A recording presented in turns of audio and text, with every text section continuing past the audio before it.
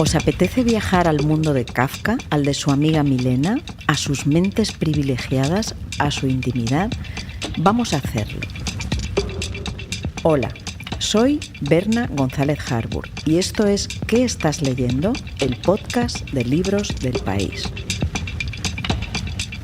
Hoy vamos a recorrer la vida prodigiosa de una mujer que habitó en el corazón de Europa en la primera mitad del siglo XX, en el hervidero intelectual de aquellos años y también en los terribles totalitarismos que iban a aniquilar su mundo. Lo hacemos de la mano de una gran escritora, Mónica Gustova, y su nuevo libro, Soy Milena de Praga. Bienvenidos y bienvenidas a este espacio en el que, ya lo sabéis, los únicos algoritmos aquí y ahora somos nosotras.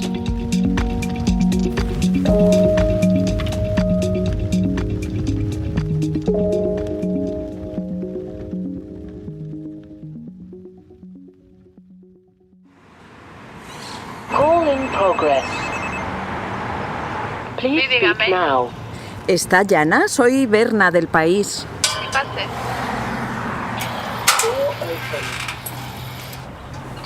Hola. Hola, sí soy yo. Hola, Soy Berna. Berna. ¿Qué tal? Muy bien, ¿qué tal? Bueno, este es el centro checo. Bienvenida, qué bonito, sí, ¿verdad? es la embajada donde tenemos el centro checo, centro cultural. Supongo que esto es un poco la casa de Kafka también, ¿verdad? Sí, efectivamente es así, porque Kafka fue checo y tenemos un año de Kafka, entonces sí que es su casa, claro. ¿Qué estáis preparando por el siglo de su muerte? Uy, del tenemos centenario? muchas actividades, vamos a preparar una exposición sobre Kafka que embarca su personaje, también sus amigos, su literatura. Vamos a tener teatro, la adaptación de Metamorfosis y muchísimas cosas. Bueno, aquí hemos quedado con Mónica Gustova, que supongo que nos estará esperando por ahí. Hola Berna, ¿qué tal? Muy bien, ¿qué tal tú? Pues fantástico, llego justo de la estación y bueno, pero Y no estás parando, ¿no? Con la gira con Milena. Una gira brutal, pero bueno, estoy muy contenta. No duermo, pero de eso se trata, porque bueno, hay mucho interés y bueno, estoy muy contenta. Es como una satisfacción, ¿verdad? Bueno, ¿nos ponemos con la entrevista? Sí, podríamos, el embajador quiere saludar a Mónica.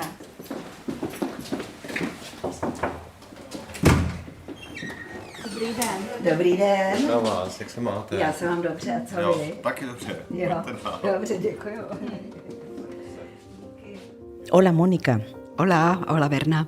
Kafka amó a varias mujeres, incluso tuvo varias prometidas en su cortísima vida, pero tú has elegido a una de ellas muy especial, a Milena. ¿Por qué a ella? Pues es verdad que Kafka era como enamoradizo, cosa que bueno, es algo muy humano y me gustó mucho descubrir esto. Y claro, de ellas me parece que Milena era la más interesante y quizás también la más importante para Kafka. Milena, la verdad es que era una mujer muy especial, que va mucho más allá de Kafka, que es alguien que no debería estar únicamente en la sombra de Kafka, y por eso le he dedicado el libro. Para Milena era Kafka muy, muy importante, la verdad, porque ella era una chica que no tenía una orientación muy clara, y cuando conoció a Kafka, pues cambió totalmente, porque ella era su traductora y bajo la influencia de su escritura y de su propia traducción, pues se dio cuenta de que tenía que hacer algo importante en su vida, ¿no? Y luego también se volcó hacia el periodismo, que era una gran periodista conocida en todo el país, y además pues era una persona muy valiente, porque al final de su vida estaba en la resistencia, y esto también al final pues acabó con ella. Pero bueno, por todo esto, francamente para mí ha sido una mujer admirable, por eso le dediqué el libro y también quizás un poquito, que bueno, porque yo misma veo reflejadas algunas facetas de mi vida en ella, ¿no? Por ejemplo, la de estar como un poco desarraigada. Milena vivió entre Viena, Praga, Alemania, pues yo también entre varios países, luego lo de traductora, lo de buscar durante bastante tiempo pues a ver cuál es tu vocación, todo esto. La verdad es que siempre desde que tenía 20 años y la conocí en Estados Unidos a través del libro de Margarete Buber-Neumann, Milena para mí ha sido una mujer absolutamente fascinante. Sí que lo es, y tu libro lo transmite, ¿no? Esa capacidad de reinventarse, fue traductora, periodista, como dices, y quiero que entremos más a analizar su figura. Pero antes de ello, quería también saber algo con respecto a Kafka. Ella fue clave para salvar textos de Kafka, como lo fue Max Brod, que salvaron sus diarios, sus textos que incluso Kafka ni siquiera quería publicar. ¿Qué habría sido de nosotros sin la actuación tan valiente de estas personas como ella o como Max Brod? Pues el mundo hubiera sido un poquito peor porque no tendríamos algunos de los textos básicos de Kafka, como por ejemplo sus diarios o las cartas a Milena. Que bueno, las cartas a Milena es una delicia, se lee casi como una novela. Eran apasionadas. Absolutamente apasionadas. Porque claro, son fruto de una relación que duró unos 6 meses y bueno, todo está, bueno, es pasión pura todo esto, ¿no? Y además como reflejada a través del estilo tan claro, cristalino, que es el de Kafka, ¿no? Cuando se acabó la historia de amor entre ellos, entonces eran amigos, luego eran como amigos más tranquilos y todo esto. Y Kafka, como le tenía muchísima confianza, casi era pues una de sus mejores amigas, y le dejó sus diarios para que ella los guardara, ¿no? Cosa que ella hizo y luego, al cabo de unos años, después de la muerte de Kafka, se los dio a Max Brod, el mejor amigo de Kafka, porque estaban entonces en muy buenas manos, y en cambio las cartas que Kafka le escribió las guardó como un tesoro hasta el último momento, cuando ella estaba en la resistencia antinazi. Entonces, para que las cartas no estuvieran en peligro, pues se las dio a un amigo común, porque este se iba a Londres y realmente él las llevó a Londres y luego en los años 50 las publicó en Nueva York. No podemos olvidarnos de que estamos hablando de un contexto en que guardar unas cartas o un diario no es como si ahora alguien te deja algo porque se va a mudar. Estamos hablando de que los alemanes habían tomado el control, perseguían a los judíos, es decir, tener este material era peligrosísimo y de hecho ella se significó muchísimo, como has dicho, en la resistencia. Pero quería preguntarte, ¿cómo has trabajado tú personalmente esas cartas y los materiales históricos para elaborar esa voz tan nítida que has elaborado en este libro? Sabes, Berna, la verdad es que ha sido como un poco trabajo de toda la vida. Conocí a Milena a través de la biografía de Margarete Buber-Neumann cuando tenía unos 20 años y Milena me pareció tan interesante que le seguía la pista siempre que podía. Conocía gente que la había conocido a ella personalmente. Fui también a los archivos en Praga para buscar lo que había. Entonces encontré correspondencia, encontré también cartas entre Milena y su hija, bueno, notitas que se dejaban la una a la otra. Y bueno, pues muchas cosas de estas. También conocía especialistas en Milena, que son básicamente mujeres, curiosamente. Y Entonces todo esto a través de los años estaba como componiendo mi imagen de Milena, y Milena de alguna manera vivió como dentro de mí, ¿no? Y le dije hace ya años a mi editor, pues me gustaría a lo mejor escribir algo sobre Milena. Y él me dijo, bueno, ¿sabes qué? Espérate, no es el momento. Y hace 2 años me dijo, pues ahora sí que es el momento, ponte en ello. Por ser el centenario de la muerte de Kafka, entiendo. Exactamente, porque pensó que claro que llegaría a muchos más lectores, ¿no? Y creo que tú tenías razón. Tu libro también me ha hecho pensar en las cartas en general, es decir, hablamos de unos tiempos en que los escritores se escribían cartas, había ese género epistolar, y eso nos ha servido para conocerles, para conocer sus relaciones, porque recuerdo que estamos hablando de unas cartas en las que hay pasión, pero hay pasión literaria también y análisis literario de las vocaciones de ambos. ¿Qué será de estos tiempos nuestros en que ya no nos escribimos cartas, sino solo WhatsApp? ¿Quién investigará y cómo sobre nuestro presente? ¿Te lo has planteado? La verdad es que no me lo he planteado mucho. A veces sí, cuando hablamos así durante alguna cena o así. Bueno, hay como muchas fotos y muchos vídeos que todos tenemos, ¿no?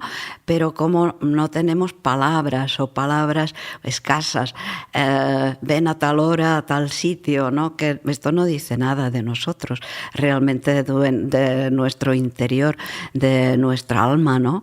En las cartas. La vida era otra cosa, era mucho más lenta, y a la gente no le parecía una pérdida de tiempo escribir una carta a un amigo o leer la carta recibida varias veces, ¿no?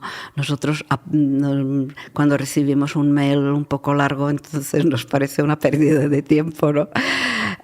Claro, era otra clase de vida, y creo que bueno, los que busquen luego información sobre nosotros van a tener sí, una información como mucho más superficial de la que nosotros tenemos de nuestros antepasados. Es verdad.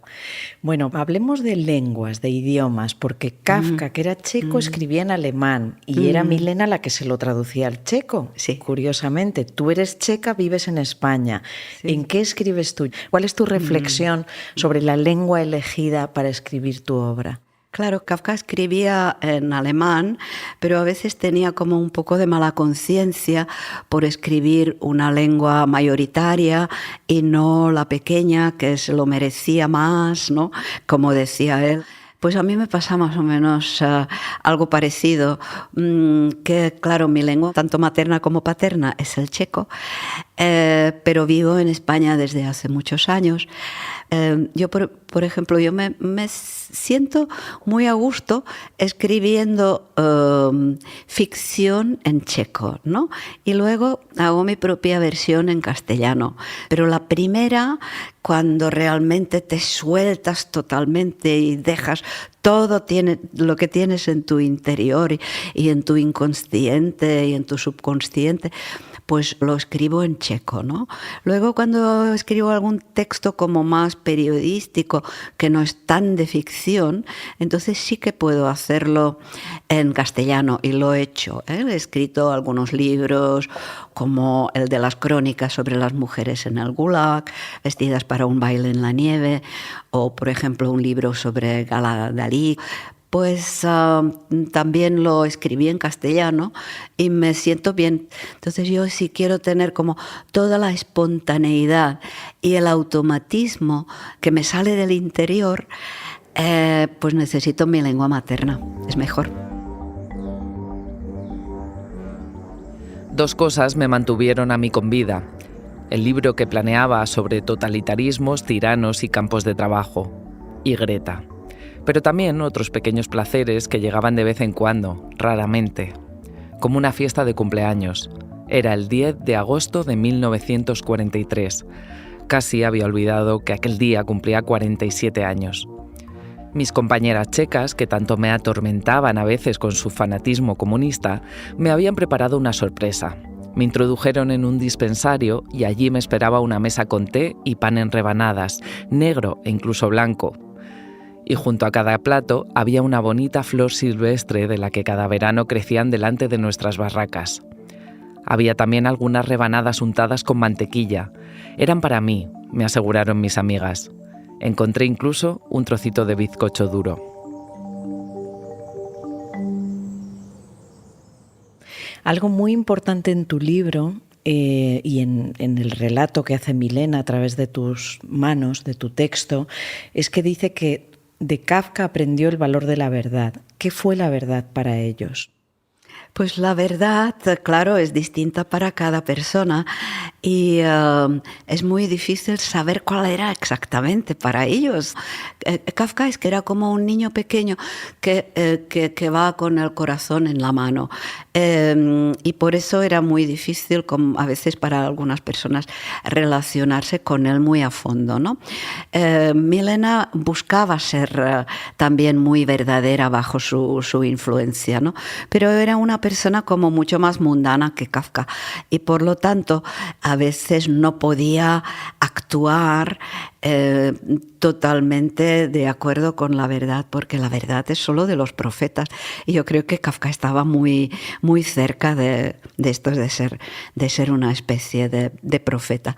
Y bueno, al ser así, Milena, este era uno de sus problemas, que pensaba que si se fuera a vivir con Kafka, tendría que vivir el 100% en la verdad, ¿no?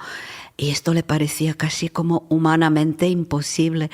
Ella era demasiado humana. Él era humano, pero estaba también bastante elevado por encima de la humanidad.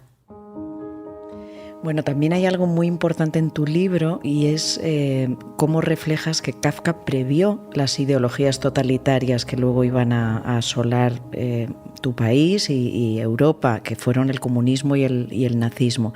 ¿Crees que fue así, que Kafka realmente lo previó? Esta pregunta que me haces es muy importante. La verdad es que Kafka,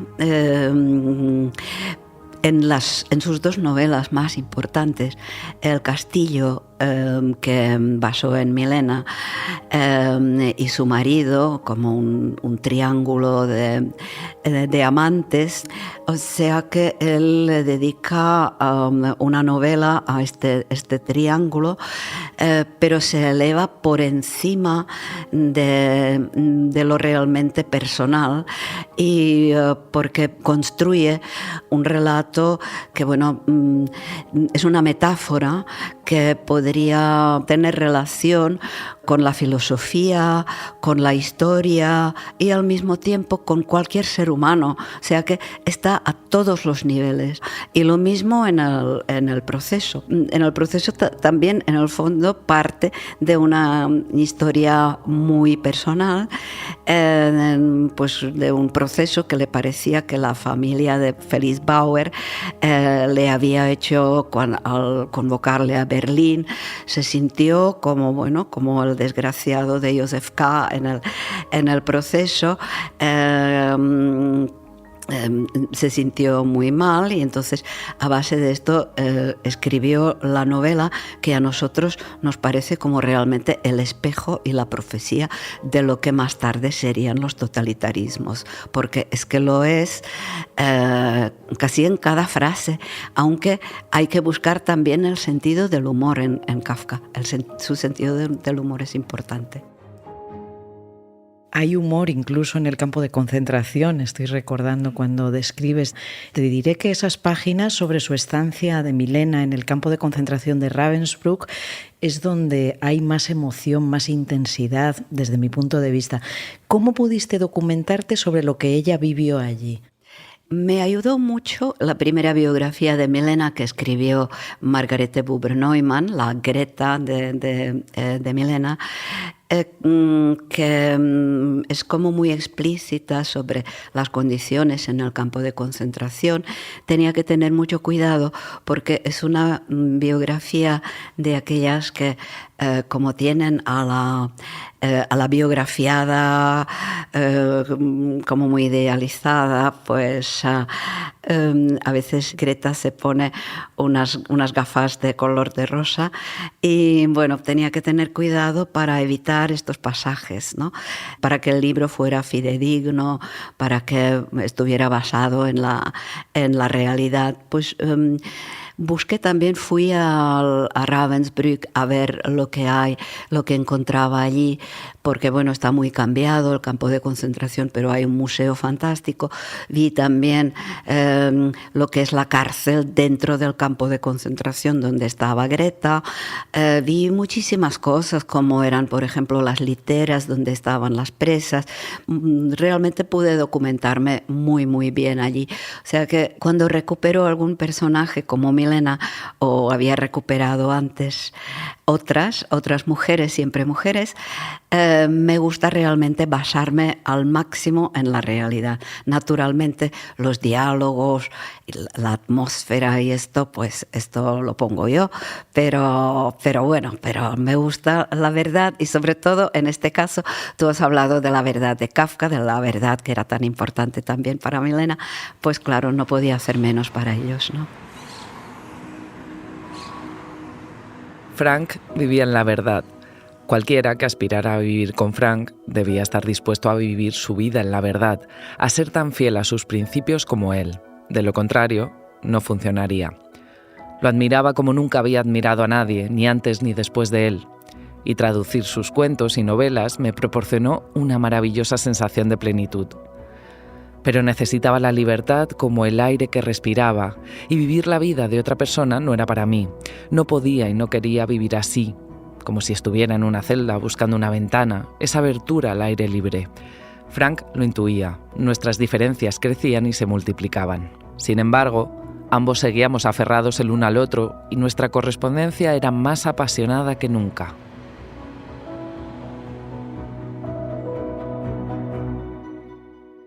Bueno, quiero que empecemos a hablar de otros libros. ¿Qué debemos leer para entender a Kafka? ¿Qué otros referentes, más allá del propio Kafka, nos quieres traer? Pues yo creo que básicamente todos los centroeuropeos de la época de Kafka, porque los centroeuropeos son muy, muy importantes. Y este concepto es importantísimo, porque Kafka era el fruto del ambiente centroeuropeo y Milena muchísimo. A mí me gusta a veces pues como decir de Milena que era la última centroeuropea, más o menos como Stefan Zweig, ¿no? Los dos murieron aproximadamente en el mismo año. Los dos eran fruto de un cierto ambiente, de haber vivido entre Praga, Viena, Alemania, bebieron de las fuentes del multiculturalismo que existía en aquella parte, en aquellos años. Los escritores de aquella época eran importantísimos, dieron las pautas para la escritura, la literatura de todo el siglo XX, ¿no? O sea que yo volvería a estos escritores como es Hermann Broch, Karl Kraus y también el autor del Buen Soldado Zweig, Jaroslav Hašek, es maravilloso. Y bueno, la verdad es que si buscamos y si lo comparamos con las novelas de Kafka, encontraremos muchísimas cosas como parecidas, porque los dos autores vivieron en la misma época y por eso pues los dos de hecho tienen como mucha crítica de las instituciones de aquellos años. Critican el poder estatal, tienen mucha crítica, bueno, saben prever lo que pasaría. O sea, por eso tanto el uno como el otro se podría decir que es literatura profética, ¿no? O sea que todo esto lo tienen en común. Hašek es una literatura realmente cómica, basada en un sentido del humor muy claro. En Kafka el sentido de humor también está, pero es un humor como más oscuro, más como, bueno, lo que decimos los checos, el sentido del humor de la horca, ¿no? O del ahorcado que todavía ríe mientras lo están colgando en la horca, ¿no? O sea que este es el humor judío de Praga. Sí, la verdad es que El buen soldado Svelg a mí siempre me ha parecido una especie de Quijote, pero centroeuropeo, ¿no? Con tanto humor. Pero bueno, vamos a oír tus recomendaciones, las de los libros que estás leyendo ahora, pero antes he pedido a un gran especialista que nos cuente a dónde le ha llevado tu libro. Vamos a escucharle. Soy José Andrés Rojo, periodista del País. Me interesa mucho la literatura centroeuropea y sobre todo Franz Kafka, del que he escrito en el periódico con frecuencia. El mundo al que pertenecía este escritor es un mundo vertiginoso, sometido a cambios abruptos que se estaba viniendo abajo. Los años en que empieza a tomar forma su literatura son los de la Primera Guerra Mundial, a la que se refiere en su diario con una simple alusión el 2 de agosto de 1914. Alemania ha declarado la guerra a Rusia. Por la tarde, escuela de natación. Poco tiempo antes, una de las grandes figuras de la Viena de finales de siglo, Hugo von Hofmannsthal, escribió en su carta de Lord Chandos: «He perdido del todo la facultad de pensar o de hablar coherentemente de cualquier cosa». Esa era la atmósfera intelectual en la que entonces Europa naufragaba.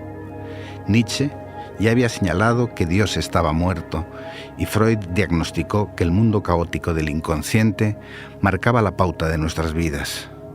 Así que, cuando el siglo XX daba sus primeros pasos, aquellos que buscaban la manera de encontrarle palabras a lo que ya resultaba inexpresable, Robert Musil, Franz Werfel, Hermann Broch, Ludwig Wittgenstein, el propio Kafka, entre otros, y también Milena Jesenská, exploraban cada cual a su manera sus propios límites, vitales, artísticos, filosóficos, dinamitaban todo lo anterior, daban arañazos para entender lo que ocurría y, sobre todo, descubrían lo que significaba vagar a la deriva. Habían comprendido que estamos definitivamente solos.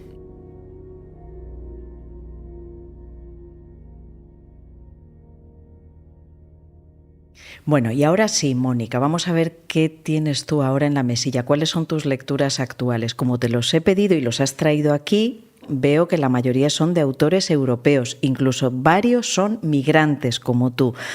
Para empezar, has elegido La nieta de Bernhard Schlink. Cuéntanos, ¿qué has encontrado en este libro? Para mí Schlink, la verdad es que es como un descubrimiento, porque no lo había leído antes, por ejemplo. No había leído El lector antes, ahora sí, pero me gustan mucho los libros que tienen, además de una historia de amor o de lo que sea, que tenga también un contexto histórico, que tenga algún conflicto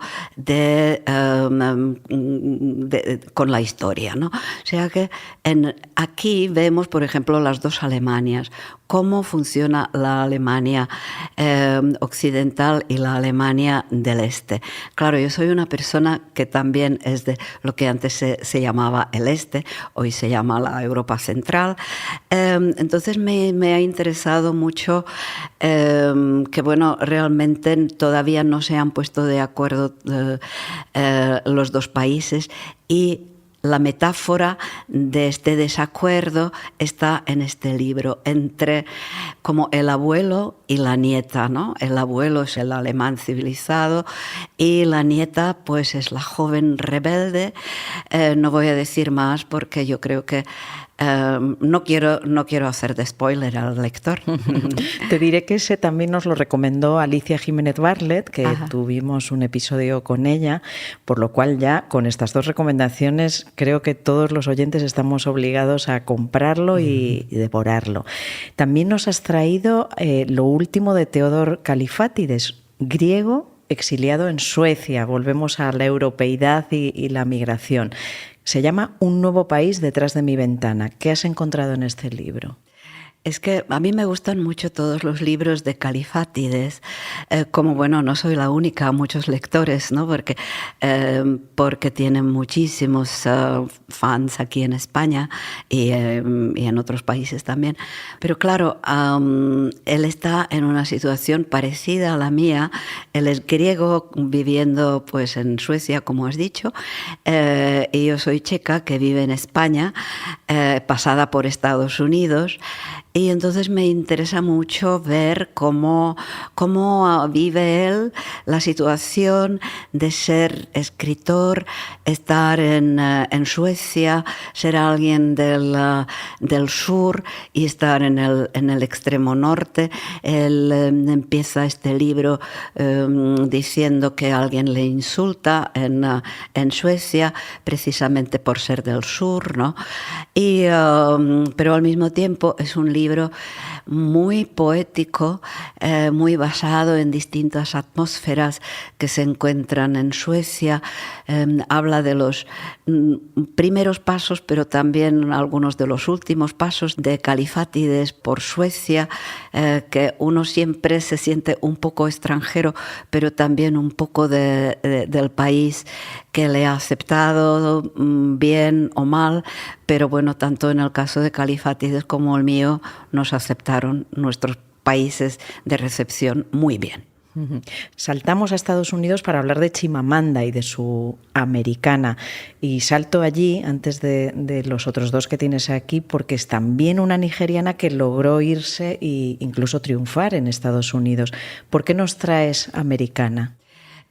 Para mí leer a Chimamanda era una sorpresa. Siempre intento leer no únicamente la literatura europea o occidental, sino también literatura de otros países, de otros continentes, de otras culturas, ¿no? Tendría que hacerlo más, pero bueno, al menos lo intento. Y Chimamanda me dio una gratísima sorpresa al ver que una africana de Nigeria, hay muchos nigerianos en Estados Unidos, yo que estudié allí, que trabajó mucho en Estados Unidos, he conocido muchísimos nigerianos allí, pues ella es una de ellos y de hecho describe el paso a la vivencia en los Estados Unidos pues de una manera que yo me siento muy cercana a lo que ella describe, ¿no? La falta de puntos de referencia, la gratitud cuando alguien te da a entender el cariño en una especie de desierto cultural que encuentras al llegar a un país nuevo, ¿no? Y luego también me encantó cómo describe a través de las metáforas, son muy importantes en la literatura, la verdad. Por ejemplo, su metáfora son las trenzas, ¿no?, que llevan las africanas. El trenzado, este peinado tan bonito que llevan, pues es, la verdad, da muchísimo trabajo y tienen que ir a unas peluquerías muy especiales.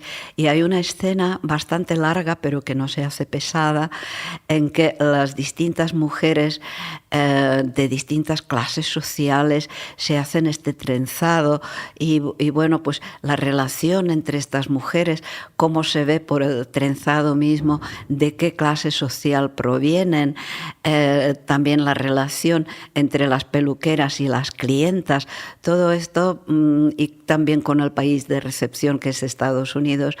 Esto es maravilloso, es un libro muy recomendable. Sí, además ese trenzado como símbolo también de identidad, porque sí, antiguamente se intentaban alisar ese pelo tan distinto al que encontraban en Occidente y hoy lo tienen como orgullo, ¿no?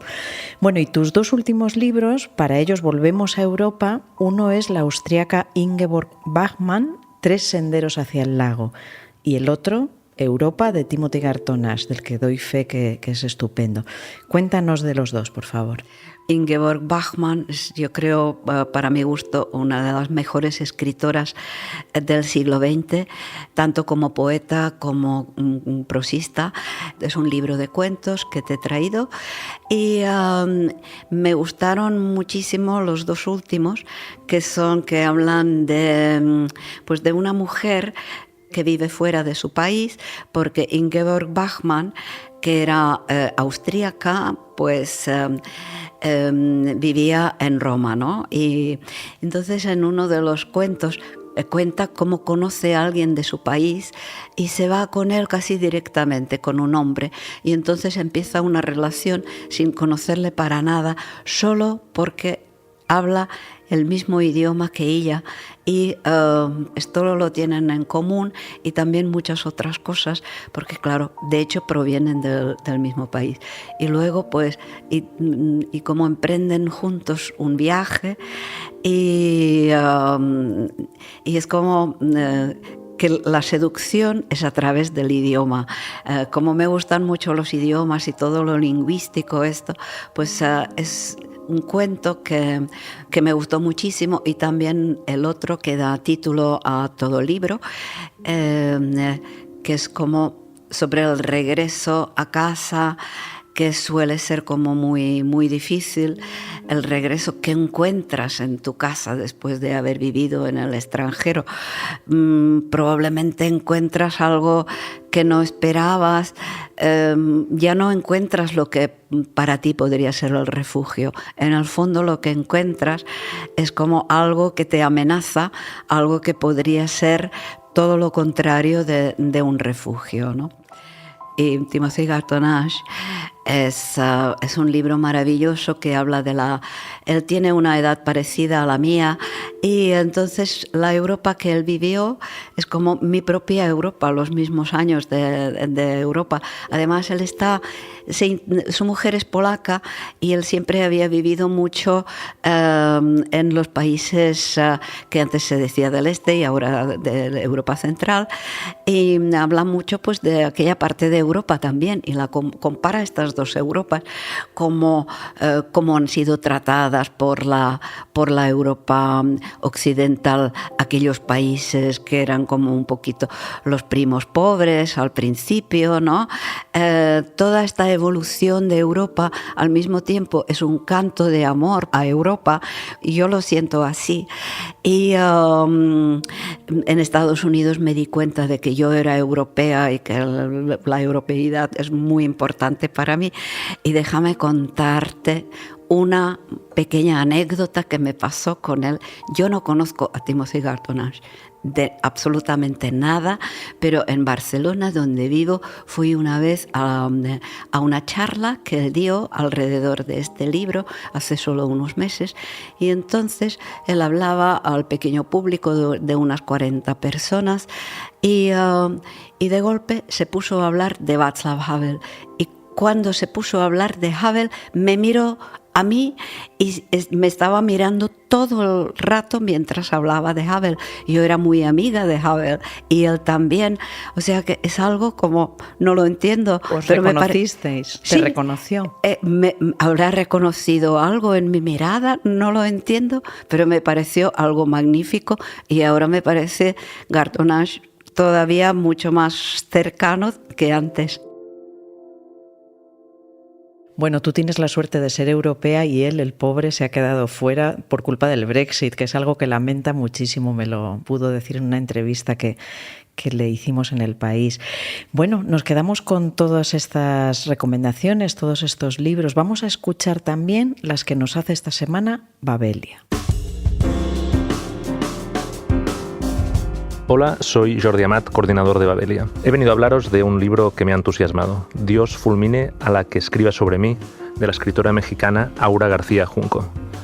Como otros libros que he leído recientemente, se trata de una memoir, de una memoria. No son unas memorias que recorran una vida completa, sino que a partir de algo más concreto se reflexiona sobre la propia vida, la vida de la autora, pero al mismo tiempo esa reflexión le permite pensar asuntos que nos afectan de gran trascendencia sobre nuestra vida y sobre nuestro tiempo.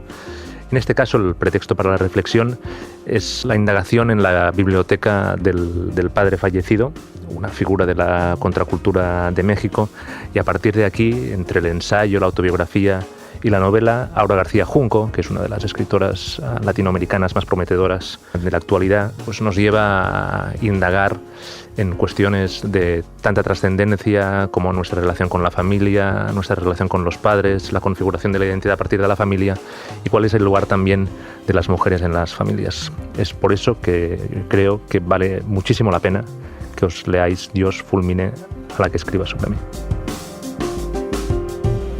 Bueno, ya hemos oído tus recomendaciones, las de Babelia, y ahora para terminar, Mónica, siempre me gusta terminar con un poema y te quiero pedir que elijas uno de Ana Akhmatova porque lo citas en tu propio libro. ¿Te apetece contarnos por qué has elegido ese poema en tu libro? Pues la verdad es que este poema lo tradujimos juntas con Olvido García Valdés para nuestra antología de Akhmatova y Tsvetaeva, y también pues el poema cuando Milena y Greta están juntas en el campo de concentración de Ravensbrück, pues están hablando de los totalitarismos, porque Greta había conocido tanto el Gulag como el campo nazi. Y le cuenta a Milena que en el Gulag muchas mujeres recitaban a Ana Akhmatova y sobre todo su Requiem. Y pues yo puse un pequeño trozo de un poema del Requiem, que es uno de los poemas que me parece como precioso y escalofriante al mismo tiempo, que es cuando la policía va a buscar a una persona para convertirla en preso político, que bueno, esto también se vivió en España durante el franquismo. Vamos a ello. De madrugada vinieron a buscarte. Yo fui detrás de ti como en un duelo. Lloraban los niños en la habitación oscura y el cirio bendito se extinguió.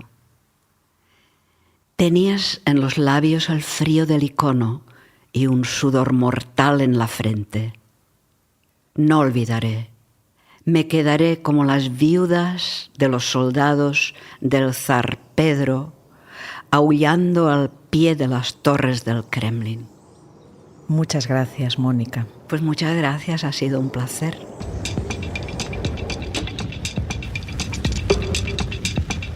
¿Qué estás leyendo? Es el podcast de libros de El País. Lo presenta y edita Berna González Harbour, con dirección de Silvia Cruz La Peña. La realización es de José Juan Morales, la edición de Ana Rivera y el diseño de sonido de Camilo Iriarte. Pronto volveremos con otro libro, otro tema y otro podcast. Gracias por escuchar.